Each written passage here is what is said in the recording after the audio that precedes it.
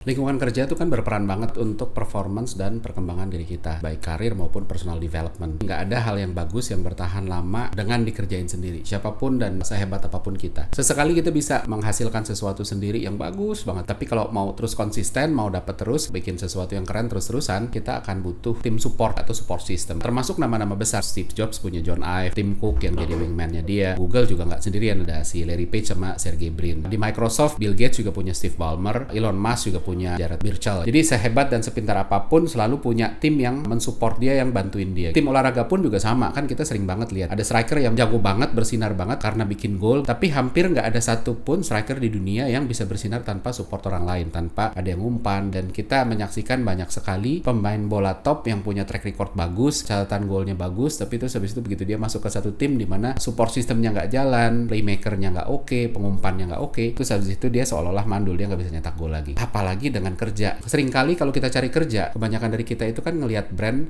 perusahaan dan brand yang akan di-manage sebagai pertimbangan utama. Wah, perusahaan keren nih, namanya wangi, gengsinya oke, semua orang pengen masuk sini, kantornya juga wah keren banget, instagramable, nggak malu-maluin lah untuk dipamerin. Sayangnya nggak sedikit yang masuk perusahaan semacam itu lalu gagal bersinar, gagal belajar, dan bahkan gagal punya dampak aja, jadi kayak kok dia biasa-biasa aja, jadi kayak orang-orang yang nggak wah-wah banget. Padahal yang bersangkutan itu punya kualitas yang bagus, punya track record yang bagus di perusahaan-perusahaan sebelumnya. Untuk perusahaan yang bagus banget, culture ini nggak lagi di drive sama leader. Kita lihat ya, jadi perusahaan-perusahaan besar yang udah oke, culture-nya itu nempel. Leader bisa come and go, tapi culture-nya sama. Karena culture-nya ini udah inherited, udah warisan gitu yang akan dilanjutin. Sehingga ketika ada leader masuk, leadernya pun masuk dengan difilter, apakah ini cocok nggak dengan culture-nya. Kalau nggak cocok, maka akhirnya nggak bisa. Tapi sebaliknya, untuk perusahaan-perusahaan yang culture-nya belum kuat, maka suka nggak suka, culture ini suka ganti-ganti. Begitu bosnya ganti, terus habis itu culture-nya pun berubah. Ketika dulu bosnya people person, terus habis itu semua culture-nya di company people person. Tapi sebaliknya begitu leadernya ganti jadi orang yang berbeda, maka terus habis itu berbeda lagi. Kalau gitu, apa dong yang kita harus perhatiin untuk tahu bahwa ini company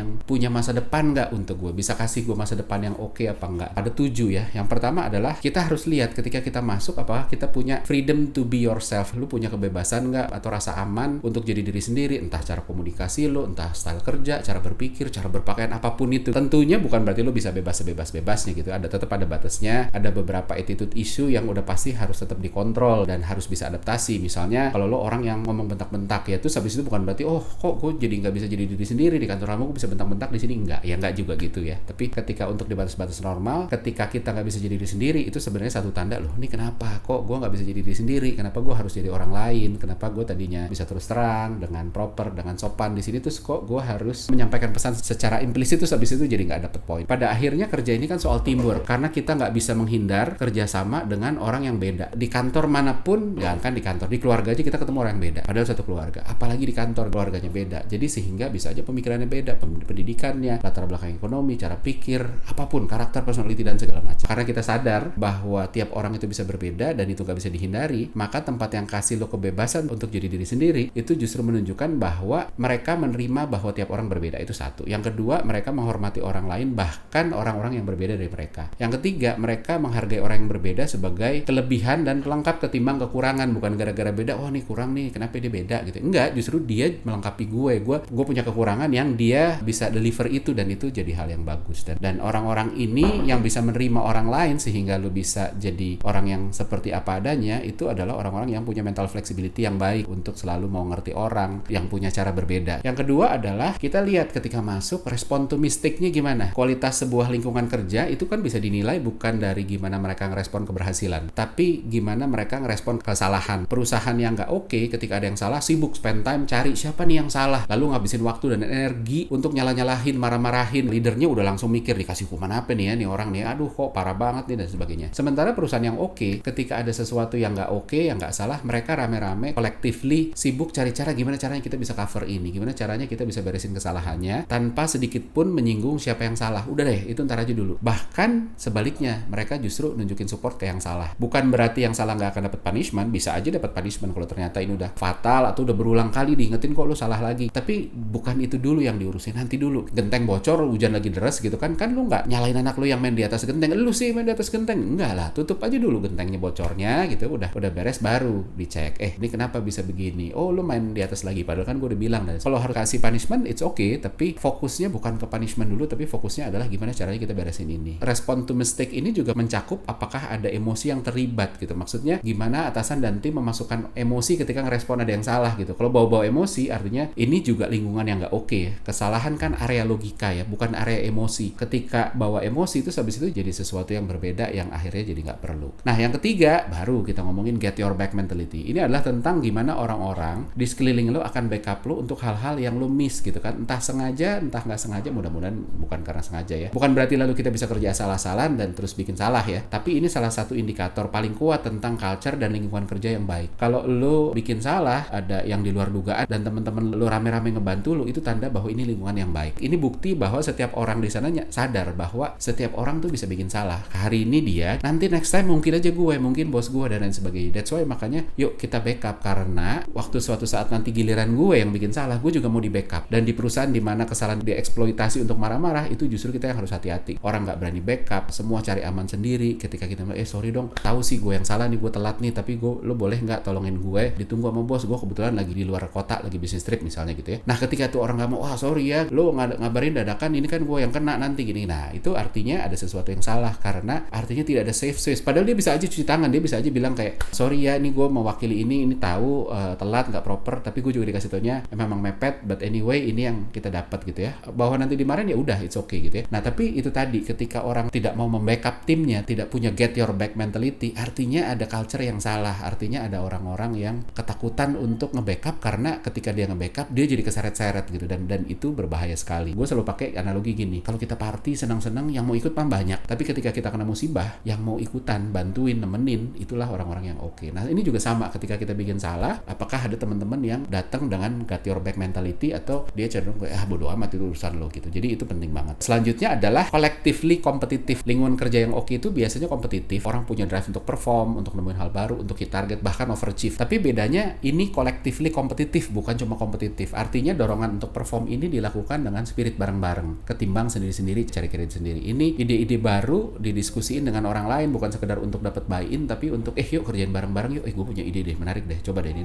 dengerin deh. Dan kalau lo oke, yuk kerjain bareng-bareng yuk. Jadi ada spirit itu ketimbang dia pengen buktiin bahwa gue hebat, yang lain enggak. Kompetitif is one thing gitu ya, tapi kita harus lihat apakah kompetitifnya dia sendiri, drive-nya, atau memang bareng-bareng. Nah yang harus kita cari adalah company yang punya mindset, punya culture yang yuk kita do something bareng-bareng, collectively kompetitif. Dan kita melihat ini sebagai kesempatan untuk maju bareng-bareng, untuk belajar bareng-bareng gitu, teamworknya jalan gitu. Dan ketika ini terjadi, lo akan ngerasa enjoy banget, energinya menular, dan lo bakal ngerasain nggak ada Sunday night syndrome ya kan, kalau minggu malam aduh besok kerja gitu. Tapi kalau situasinya begini, biasanya malah lo excited, besok kerja nih, gue pengen do something nih, pas lagi kemarin ada project bareng sama tim gue atau apapun itu gitu ya. Selanjutnya lagi adalah cari berapa banyak di dalam kantor itu orang-orang yang inspiring. Ini juga tanda yang mudah banget dikenalin. Begitu lo masuk ke tempat baru, minggu-minggu awal lo habisin waktu lo untuk ketemu banyak orang. Cari nama-nama yang selalu disebut berulang gitu ya. Kalau nama si Untung tuh, atau si Tono tuh, atau si siapa lah gitu ya, itu biasanya adalah key contributor. Kalau lo ketemu orang-orang selalu nyebut nama itu doang. Dan habis itu lo berusaha temuin, hitung berapa banyak orang yang kayak gitu. Kalau jumlahnya lumayan banyak, artinya ada potensi bahwa ini menarik nih gitu. Kok banyak yang disebut-sebut gitu ya. Tapi kalau jumlahnya sedikit atau cuma 1-2, perlu waspada, karena orang-orang bagus itu hanya akan stay di tempat yang bikin mereka bisa berkontribusi dan berkembang. Makanya kalau jumlahnya dikit atau bahkan nggak ada, jangan-jangan ada yang salah dengan culture-nya, sehingga nggak ada orang inspiring, nggak ada yang disebut. Anyway, bahkan ketika jumlahnya banyak, kerjanya belum tentu selesai di sana gitu ya. Spend time untuk ngobrol sama mereka, lihat omongan mereka lebih banyak harusnya. Wah ini harusnya gini nih, atau ini lagi kita kerjain nih, atau lagi mau gue kerjain nih, besok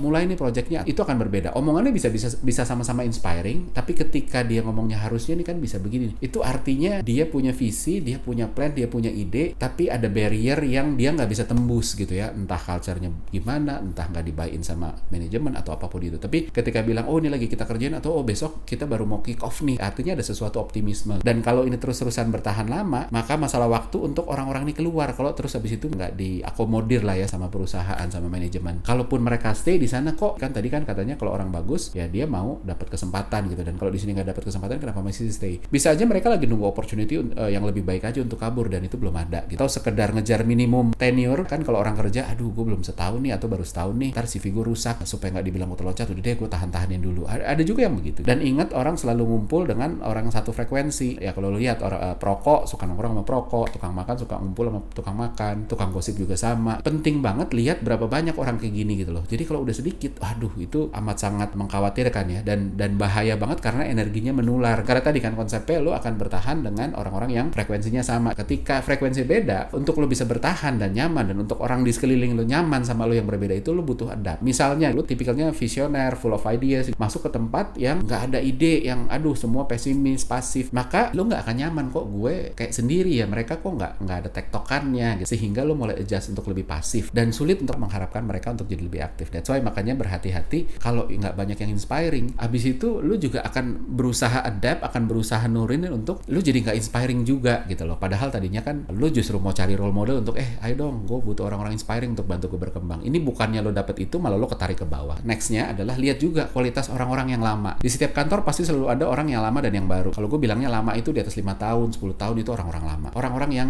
masa kerjanya belum sampai 3 tahun itu bisa dibilang baru lah. Di satu sisi ada atau banyak orang yang lebih dari 5-10 tahun di kantor itu dan bertahan. Ini pertanda bagus sebenarnya, potensi ya. Karena artinya orangnya betah. Karena orang mau stay dan nggak mikir pindah. Artinya ada sesuatu yang dia dapetin di sana. Tapi jangan buru-buru dulu gitu kan. Lihat orang lamanya kayak apa. Kalau orang-orang lamanya ternyata bukan orang-orang inspiring, bisa jadi pertanda ada yang nggak oke dengan tempat itu. Kenapa? Orang-orang bisa stay lama itu kan dengan berbagai macam alasan. Pertama, memang tempatnya nyaman, dimanusiakan, bisa berkembang, bisa belajar, nggak khawatir lah. Tapi juga opsi kedua adalah nggak laku kemana-mana. Gue nggak punya opsi. Ya udah, yang mau mempekerjakan gue di sini, ya udah, makanya gue stay. Penting banget lihat orang lamanya kayak apa. Kalau orang lamanya kebanyakan orang yang udah nggak punya drive, ya udah dia nggak punya pilihan aja, dan di sana mungkin perusahaan juga mau mecat juga, aduh pesangonnya gede, udah deh biarin aja dulu deh, kita pinggirin aja, kita taruh tempat yang nggak ganggu, kan kurang lebih gitu. Dan itu bahaya. Terakhir lihat adalah dinamika meeting. Ada setidaknya 2 kemungkinan kalau lo masuk ke dalam satu meeting sebagai orang baru. Yang pertama adalah meeting yang leader dominated. Jadi ini salah satu yang enggak banget kalau buat gue. Ketika di meeting ini lebih kayak tempatnya leader berkhotbah, semuanya itu centralized di leader yang lead, leader yang dominan, isinya cuma telling top down dari atas ke bawah, lo harus gini ya, ini gini ya, ini gitu ya. Kenapa ini enggak buat gue? Karena kemungkinan besar lo cuma akan jadi tukang aja, disuruh-suruh atasan, dan gue nggak mau kayak begitu. Dan kemungkinan bakal dimarah-marahin dan disalah-salahin juga kalau lo nggak bisa deliver project, karena ini projectnya dia, bukan projectnya kita, bukan project bareng-bareng. Kalau hampir semua meeting kayak gini, maka pertanda nggak bagus sih. Kalau ada 1-2 it's okay lah. Kadang-kadang ada meeting-meeting yang memang harus top down, yang karena memang ad hoc, yang time sensitive dan lain sebagainya. Tapi kalau kebanyakan, even 50% aja buat gue udah mengkhawatirkan. Kalau leadernya masih baru, masih oke ya, karena ya dia lagi lineman, jadi oke, gue banyak top down dulu sampai begitu line, terus habis dilepas. Skenario kedua adalah aktif kolaboratif. Jadi di meeting ini semua orang participate aktif, bukan cuma satu orang. Kalau lo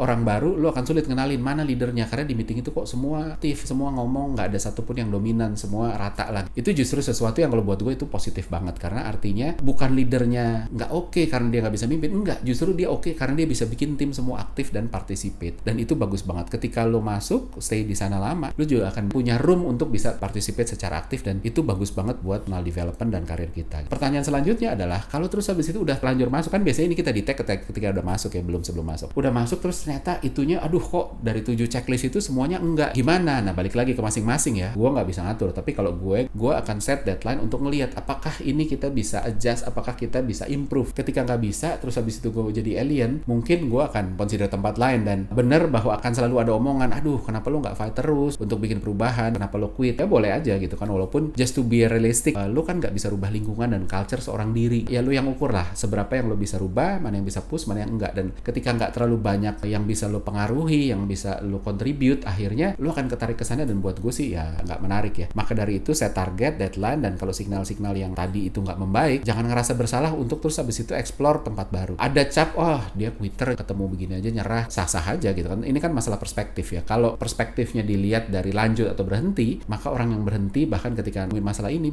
ya dibilang quitter, ya fair aja gitu. Tapi kalau perspektifnya adalah ROI, return of investment, kan kita spend time itu juga investment. Apakah worth untuk stay lama di tempat seperti ini, di tempat yang nggak ngasih lo return bagus, ngasih pengalaman, ngasih ilmu, ngasih macam-macam. Justru ketika lo stay, lo jadi konyol. Ngapain lo nyemplung di sesuatu yang returnnya tuh nggak oke buat lo. Jadinya lo buang waktu gitu. Sama aja kayak lo invest di satu instrumen investasi yang zonk, terus habis itu lo instead of lo quit atau lo reconsider, tapi lo terusin aja gitu kan, terusin aja terus akhirnya sampai nukik terus. Jadi sometimes untuk cut loss, udah deh move on, gue cut loss yang ini, move on ke investasi lain yang kasih ROI lebih baik, itu jadi plausible gitu, karena lo akan ngebayar waktu yang terbuang di sana walaupun cuma beberapa lama gitu. So kesimpulannya, performa dan perkembangan diri kita itu kan ditentukan oleh lingkungan gitu, dan sebenarnya lingkungan diciptain oleh leader yang menciptakan culture. Tapi karena kita nggak selalu punya akses untuk assess leader, terutama yang paling atas, kita juga butuh waktu untuk lihat culture-nya. Butuh cara lain untuk lihat apakah ini tempat yang oke atau enggak, yang bisa bikin lo berkembang apa enggak. Salah satu caranya adalah lihat dari output culture-nya. Kalau culture-nya lo butuh waktu untuk ngelihat, leadernya lo butuh waktu, lihat aja dari outputnya. Outputnya apa? Gimana orang itu bekerja? Ada orang kayak apa yang stay di sini? Dan ketika lo tahu itu, ini bisa bantu lo set plan ke depannya harus gimana. Apakah gue akan,